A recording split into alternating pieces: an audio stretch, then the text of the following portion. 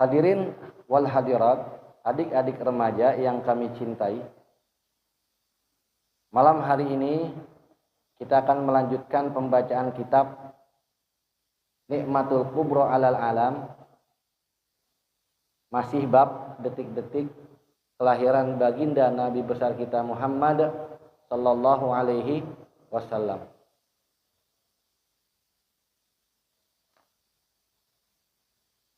Pada pertemuan yang minggu lalu terakhir kita membahas tentang yang dialami Ibu Siti Aminah, yaitu didatangi oleh malaikat dengan gemuruh suara tasbih yang terus menerus memenuhi rumah Ibu Siti Aminah menjelang detik-detik lahiran Nabi kita Muhammad sallallahu alaihi wasallam.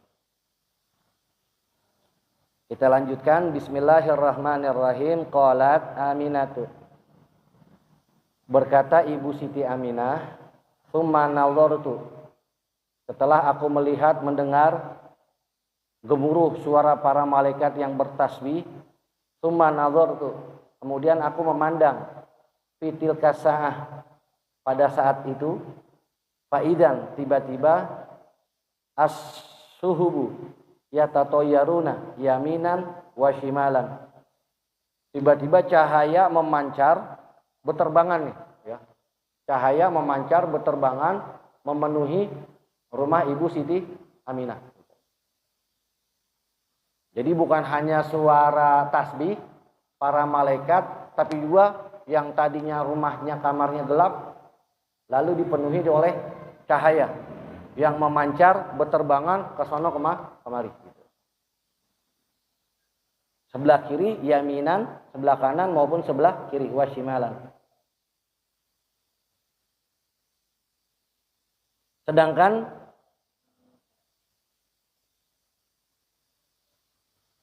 para penduduk langit, yaitu para malaikat, innallahal karim, innallahal karima amarul amin Jibril alaihissalam. Jibril alaihissalam.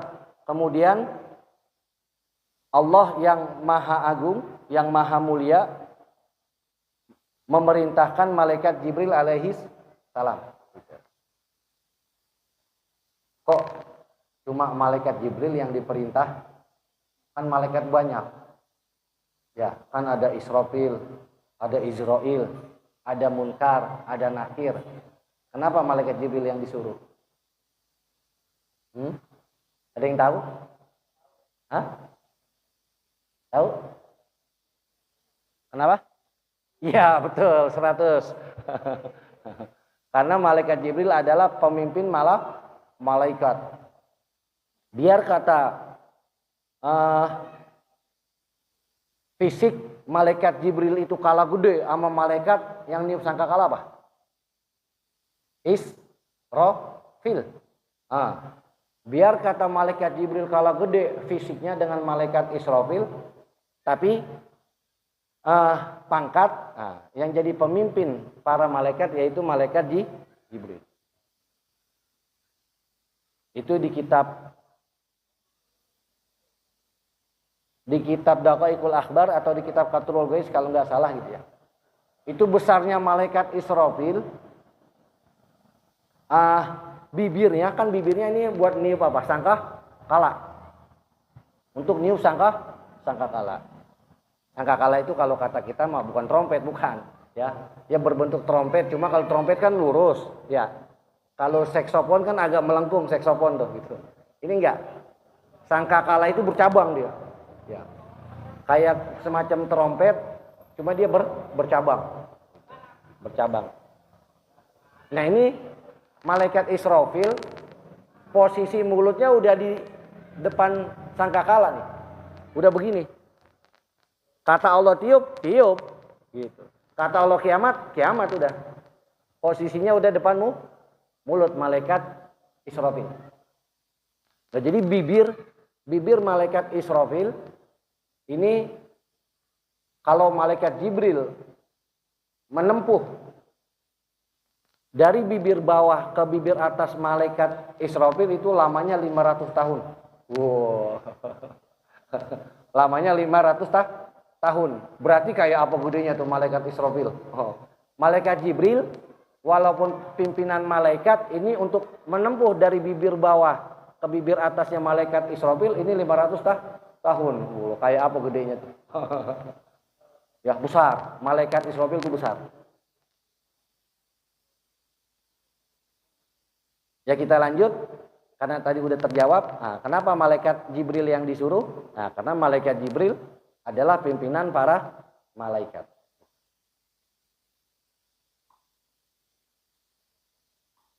Innallahal karim amaral amina Jibrilu alaihissalam. Sesungguhnya Allah yang mulia, yang agung memerintahkan malaikat Jibril alaihissalam. Ayya Jibrilu, wahai Jibril, sifi rohal arwahi fi aqdahis syarab. Barisin, kumpulin ruh-ruh yang bahagia fi aqdahis syarab, di mangkok tempat orang-orang minum gitu. Artinya, jadi gini,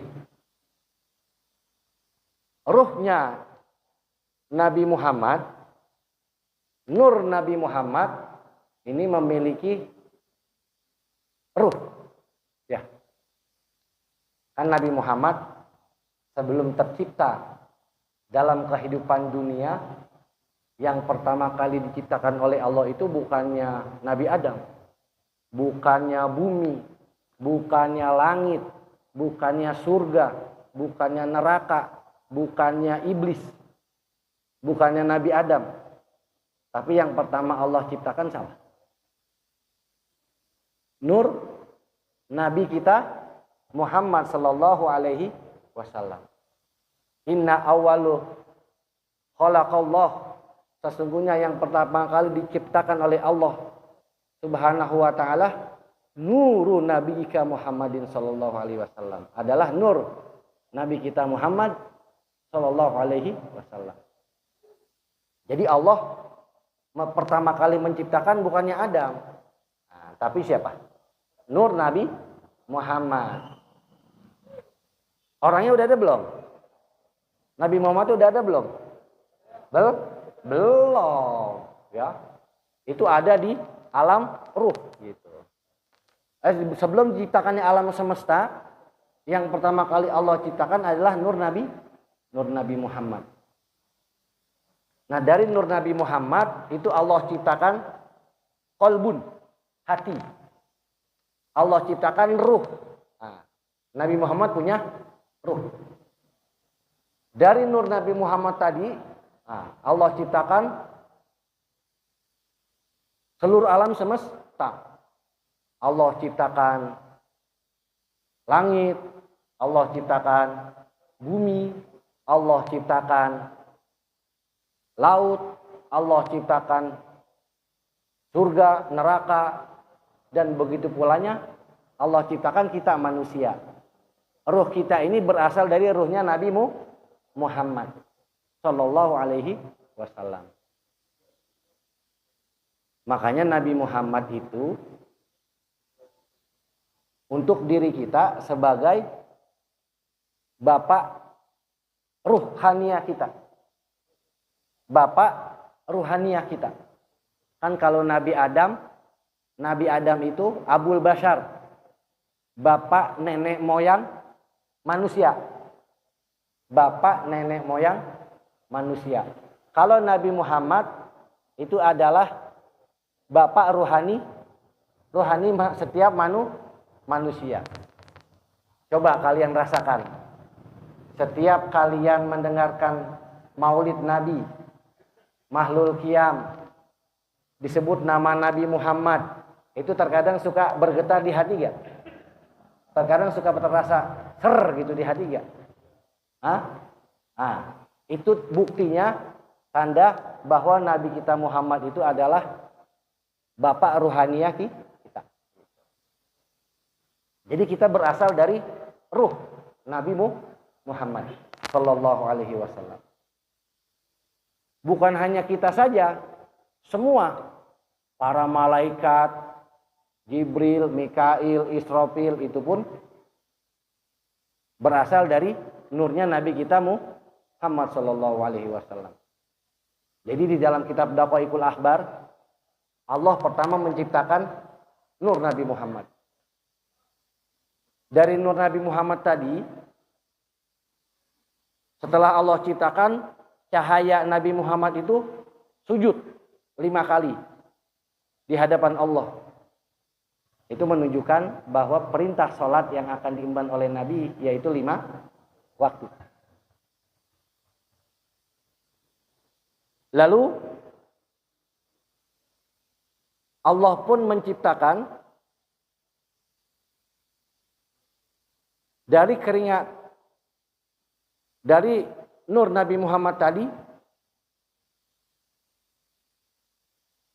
karena Nabi Muhammad merasa malu berhadapan dengan Allah, sujud di hadapan Allah, merasa malu, kemudian dari rasa malu tersebut sehingga nur Nabi kita Muhammad itu berkeringat. Karena sedang berada di hadapan Tuhan semesta alam, zat yang paling agung. Nabi merasa malu sehingga nurnya itu berkeringat. Dari keringatnya Nabi Muhammad, nur Nabi Muhammad tadi menetes. Kemudian Allah ciptakan para malaikat. Gitu. Dari keringat yang menetes melalui hidung nur Nabi Muhammad, karena takut dengan keagungan Allah, lalu berkeringat, netes keringat dari hidung nur Nabi Muhammad, lalu Allah ciptakan para malaikat. Lalu kemudian bukan hanya para malaikat, Allah ciptakan juga arsy, kursi, lauhil mahfuz, matahari, bulan, bintang, dan seluruh benda-benda yang ada di langit. Itu diciptakan melalui nur Nabi Muhammad karena dengan keringatnya yang keluar menetes melalui hidung.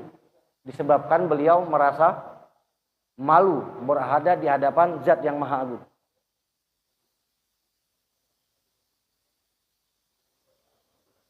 Lalu dari dadanya, dari dada nur Nabi Muhammad, kemudian Allah menciptakan para nabi. Gitu. Jadi para nabi, para rasul, para ulama, para syuhada, dan orang-orang soleh itu diciptakan oleh Allah Subhanahu wa Ta'ala melalui nur Nabi Muhammad dari tetesan yang keluar dari keringatnya melalui dadanya.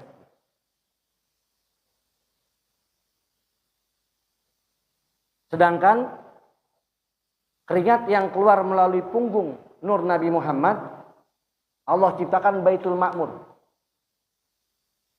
Ka'bah, Baitul Maqdis, dan setiap masjid di seluruh dunia Allah ciptakan itu dari keringat tetesan nur Nabi Muhammad yang keluar melalui punggungnya. Baitul Ma'mur apa? Ada yang tahu Baitul Ma'mur? Baitul Ma'mur, Ka'bah, masjid, Baitul Maqdis, itu semuanya masjid. Ya, Baitul Maqdis adalah Masjidil Aqsa.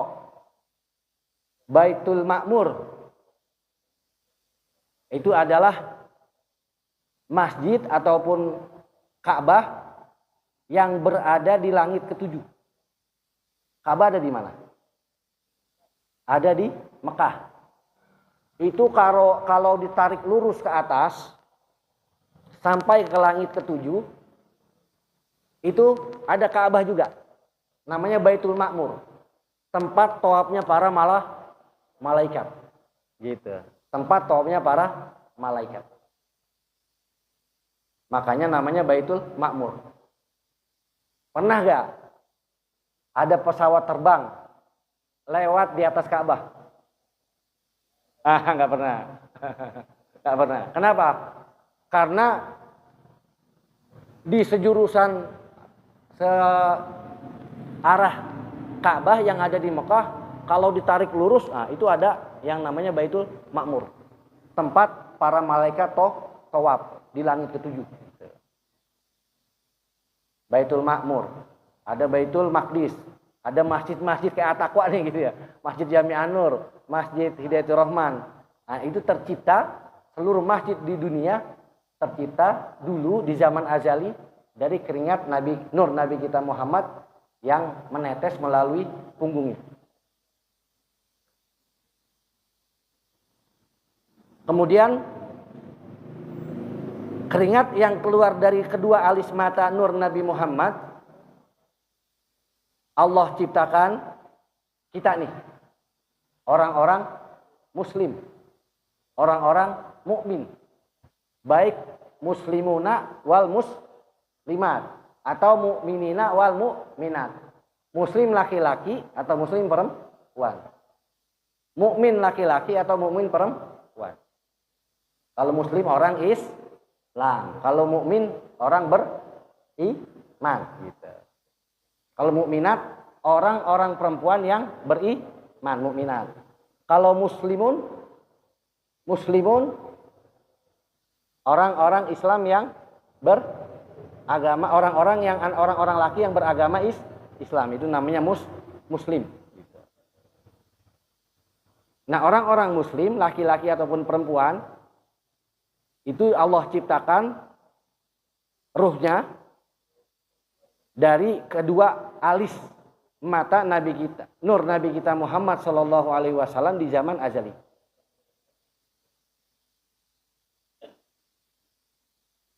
Lalu dari Nur Nabi Muhammad berikutnya menetes tuh keringat karena saking malunya saat berhadapan dengan Zat yang Maha paling agung, yaitu Allah Azza wa Jalla.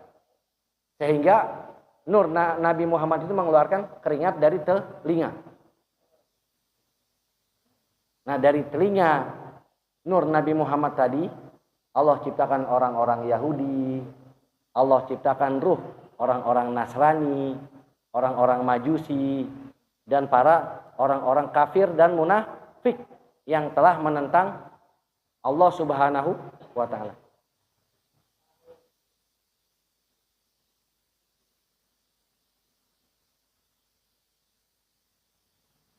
Nah, kemudian dari kedua kaki Nur Nabi kita Muhammad, tetesan keringatnya itu Allah ciptakan bumi dari segala penjuru, baik dari timur, utara, barat maupun selatan. Berikut semua yang ada di isi bumi, lautan, pegunungan, gitu ya. Apalagi tambang. Semua kekayaan alam yang ada di bumi itu tercipta dari tetesan Nur Nabi kita Muhammad Sallallahu Alaihi Wasallam yang menetes melalui kedua kakinya. Jadi intinya kita nih manusia dan seluruh alam semesta, para malaikat, itu tercipta melalui Nur Nabi kita Muhammad Sallallahu Alaihi Wasallam. Makanya ruh kita tercipta dari ruh Nabi Muhammad. Makanya Nabi Muhammad disebut Bapak Ruhani.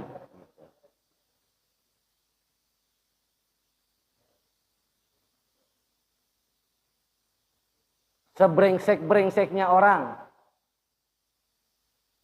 sejahat-jahatnya orang, seberagajul-beragajulnya orang gitu ya. Tapi kalau udah nama Nabi Muhammad dihina, nama Nabi Muhammad dilecehkan, walaupun dia apa? Laki yang bertindik, sering minuman, sering nyekek botol, mabuk-mabukan, sering main judi. Tapi kalau dia beriman kepada Allah dan Rasulnya, nama Nabi Muhammad dihina, nama Nabi Muhammad dilecehkan, hatinya bakalan teriris. Perasaannya bakalan marah karena nabinya dihina dan dilecehkan. Kenapa? Nah, itu bukti tanda bahwa ruhaniyah seseorang, siapapun orangnya, pasti ada hubungan batin, ada ikatan batin kepada Nabi kita Muhammad Sallallahu Alaihi Wasallam. Semakin kita sering menyebut namanya, semakin kita sering mengagung-agungkan Nabi Muhammad, itu semakin kuat ikatan batinnya. Cinta kita semakin tumbuh. Sebelum Pak Ustadz tutup, ada pertanyaan? Nggak ada. Pertanyaan nanti aja ya, di kuis ya. Dan demikian apa yang dapat kami sampaikan, mudah-mudahan menambah wawasan dan semakin menambah cinta, semakin menambah ikatan batin kita kepada Nabi dengan memperbanyak salawat kepada beliau setiap harinya. Amin ya robbal alamin. Demikian. Hadanallahu wa iyyakum ajmain. Assalamualaikum warahmatullahi wabarakatuh.